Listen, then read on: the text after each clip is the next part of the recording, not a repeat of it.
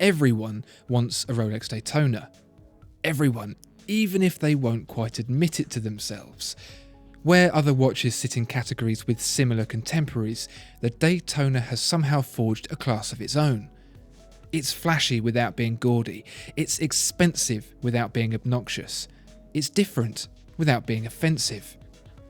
With the now discontinued 116520 fetching anywhere from £10,000 and rising, for many it is and always will be out of reach. But what if you could have one for £3,000? Or at least the very next best thing. It's important to know that Rolex founder Hans Wilsdorf made his watches popular by carving niches. He was a businessman, a marketeer, a leader and not a follower, sometimes to a fault. Other brands simply made watches, but Wilsdorf and his company had a Rolex for deep-sea divers, for scientists, transatlantic pilots, even for speleologists. No stone, if you'll excuse the pun, was left unturned. But in 1946, Wilsdorf did something to expand his audience even further, something which, on the face of it, seems like madness. He undercut his own product by selling rebranded Rolex watches at a fraction of the price. These days, this kind of multi-brand management is very much the norm. Think of the Volkswagen Group, which shares componentry from its cheapest brand, Skoda, all the way up to its most exclusive, Bugatti.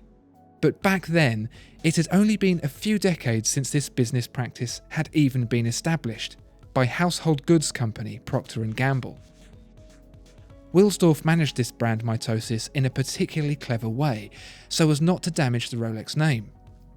By removing the most expensive component of his Rolex watches, the angular movement, and replacing it with something cheaper but still reliable, he created a viable alternative for an audience for whom Rolex was out of reach.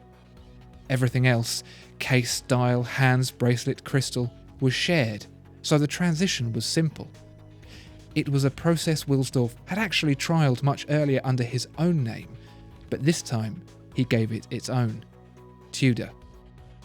Tudor operated alongside Rolex in this subsidiary fashion until the early 2000s, when the affordable sister brand tried something of a failed breakaway. A period of radio silence followed until a second attempt to re-establish itself was instigated in 2010.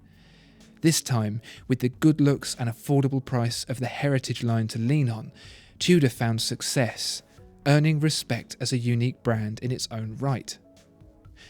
Tudor's rejuvenation has certainly been filling the spotlight in recent years, but if you take a look back at the period between the brand's 1946 launch and that first failed marketing push, there are some gems hiding away that are worth a closer look. And this is one of them, the Tudor Prince Date. The similarities with the Daytona are uncanny, with components like the crown, pushers and bracelet almost identical. The shield logo may give this away as being a Tudor, but it doesn't take much of a detective to establish that the parts on these two watches have something of a shared heritage. For instance, elements like the bracelet share product codes that are very clearly from the same family. Earlier iterations of this watch were, in fact, originally shipped from the factory bearing the Rolex Crown logo on much of its parts. It's the beating heart inside that separates these two watches most.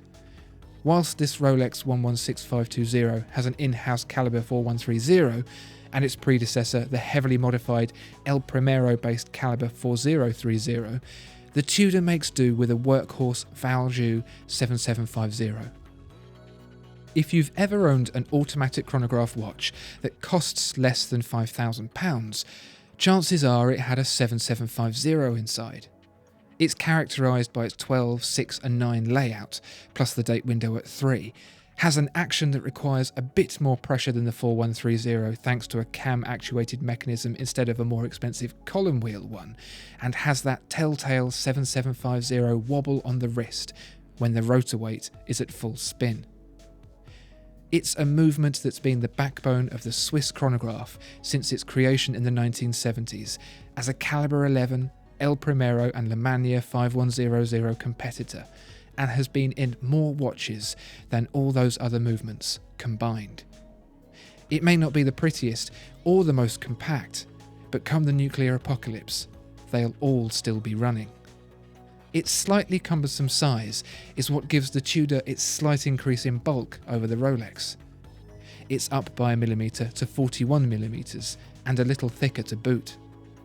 The dial conforms to the 7750's layout, which doesn't share the balance of the Daytona's 3, 6 and 9 dateless layout, and adds a magnifying window to the crystal.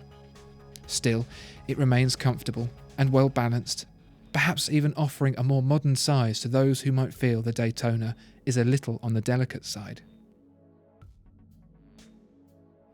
At a little under £3,000, this Tudor is an almost unbelievable bargain compared to the Daytona.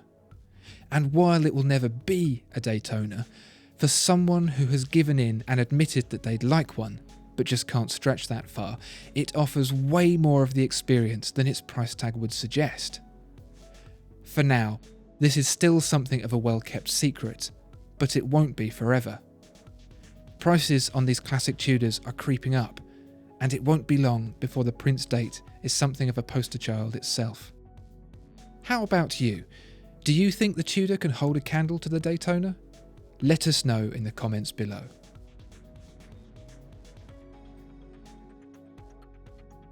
Discover more exceptional watches at watchfinder.co.uk.